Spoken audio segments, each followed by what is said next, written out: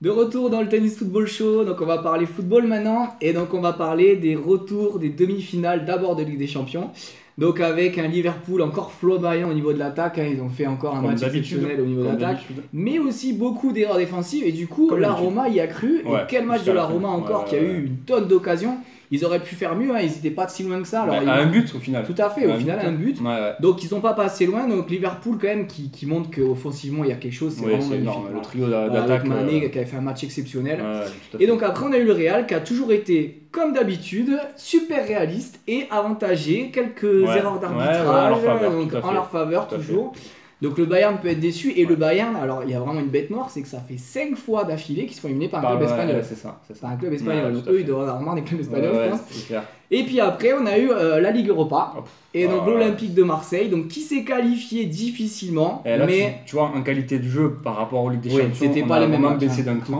Mais en termes d'intensité, de nervosité, on était tendu jusqu'à la fin. Tendu jusqu'à la fin, et puis c'est vrai que. Mais ce qui est fou, c'est que ça donne plus de plaisir à la fin. Sûr, le fait de marquer à 3 minutes de la fin, c'est vrai que c'est beau. On peut dire ce qu'on veut, c'est beau. Et une qualif de l'Atlético Madrid qui a été sérieux, qui a été comme d'habitude, pas flamboyant, mais sérieux, et ils éliminent Arsenal qui était quand même un ton en dessous. Donc voilà, et donc du coup on aura une finale OM Atlético Madrid et Real Liverpool. Du coup ça m'amène à une question. Est-ce que, comme notre cher ami Raymond Domenech, tu penses que l'OM et Liverpool n'ont strictement, parce que je reprends ces termes, aucune chance de remporter la finale? Alors Raymond Domenech, je l'ai toujours défendu, mais alors là depuis qu'il est sur l'équipe maintenant, il m'énerve. Parce que alors, je suis totalement pas d'accord avec lui. Alors déjà pour Liverpool. Alors Liverpool, c'est vrai que il va falloir qu'il soit très très fort défensivement, parce que le Real, ils sont tellement réalistes que si Liverpool marque pas, le Real ils vont mettre un contre, ça va marquer, et après Liverpool aura du mal à revenir, parce que Ronaldo en contre avec les autres, c'est très difficile. Ensuite, après s'ils marquent, ils vont marquer Liverpool, c'est sûr, ils marqueront. Oui, ils marqueront. Ça dépend. À mon avis, ce sera une finale avec des buts. Voilà, je pense que ce sera avec des buts. Après, je pense pas que ça soit si fait que ça. Ça peut tourner dans un sens, dans un autre. Mais ça dépendra de plein de choses. Après, regarde, il y a des équipes qui sont favorites. Le Real est favori, l'Atlético est favori. Et sur un match, tout peut arriver. Alors, en parlant de Marseille, je pense que c'est un peu la finale la plus déséquilibrée. Oui, clairement. Donc, sur une finale, comme tu as dit, tout peut jouer. Qui aurait parié que la France mette 3-0 au Brésil en 98 ? Par exemple. Qui aurait parié que Liverpool menait 3-0 à la mi-temps gagne. C'est des finales, il peut se passer tout et n'importe quoi. Je dis une bêtise, Thauvin il s'échappe à la 5e minute, penalty, carton rouge, mais ça change tout. Et même sur d'autres faits de jeu, ça peut changer. Donc on peut pas dire qu'une finale elle soit jouée comme ça avant, c'est impossible. Effectivement, alors l'OM part pas favori, l'OM va devoir sortir un match énorme, en défense elle doit faire gros efforts, parce que c'est vrai que là contre Salzbourg il y a eu quelques moments où c'était limite, mais l'OM peut marquer. Voilà. Et attention, une petite stat, l'Atlético Madrid, dans son stade ça va très bien, mais à l'extérieur c'est pas toujours ça. Et là, ils seront à l'extérieur, ils seront pas dans leur stade. En France, donc. Ils seront pas dans leur stade. Et à l'extérieur, ils ont pris un petit 3-0 à la Real Sociedad il y a même pas 3 semaines. Donc attention, l'Atlético, effectivement, c'est solide, c'est fort, c'est très bien, mais c'est pas fait. C'est pas fait, je suis d'accord. Alors, on va passer à mon coup de cœur maintenant.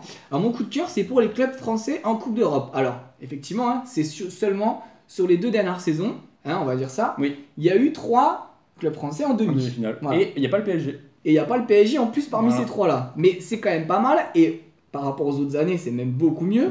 Parce que là, on fait mieux que les Allemands, qui n'en ont eu qu'un, le Bayern. On fait mieux que les Italiens. Et on fait pareil que les Anglais. Alors l'Espagne est largement devant, effectivement. Mais on n'est pas loin sur... Alors maintenant, il faut que ça continue. D'accord. Si ça dure que ces 2 années-là et que l'année prochaine, il n'y a personne en quart, ça sera pas... on verra que ça sera un petit coup de... Voilà. Mais là... Ça fait plaisir, 2 fois, 2 ans où il y a des clubs français en demi-finale, et surtout sans le PSG, qui eux se font éliminer de suite. Donc c'est très bien que les clubs français continuent. Et mon coup de gueule, du coup, ça sera pour l'arbitrage européen. Qui a été catastrophique. Alors il y a eu beaucoup d'erreurs, ça c'est vrai, mais surtout, en fait, au-delà des erreurs, c'est la différence de jugement dans certains matchs sur des actions similaires. Donc là, on a un exemple typique, c'est qu'il y a eu 3 pénaltys qui auraient dû être sifflés pour des mains dans la surface. C'est les 3 mêmes mains. C'est un centre. Le joueur, il apprend de la main. C'est pas volontaire parce que c'est un centre, mais il empêche l'action d'aller au bout. Alors la Roma, ça a été accordé, penalty, mais le Bayern n'a pas eu de penalty sur la main de Marcelo, et Marseille n'a pas eu de penalty sur la main de l'Autrichien. Ouais, tout à fait. Donc c'est pas normal. Moi, ce que j'aimerais, au-delà qu'il y ait des erreurs, ça c'est pas grave. Les erreurs, ça arrive à tout le monde. Dans tous les matchs, il y a des erreurs d'arbitrage, c'est pas grave. Mais qu'au moins ils se mettent d'accord sur des faits de jeu comme ça. Et là, on peut pas avoir des avis comme ça différents. Est-ce que tu crois que ça serait possible justement d'harmoniser un petit peu l'arbitrage au niveau européen, au moins européen? Mais déjà sur des faits de jeu comme ça, des mains dans la surface sur des centres, il y en a tout le temps.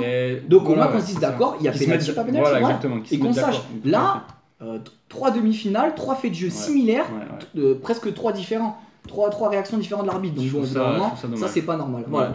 Donc c'est tout pour aujourd'hui. Alors on vous donne rendez-vous dimanche prochain. On va vous faire notre liste.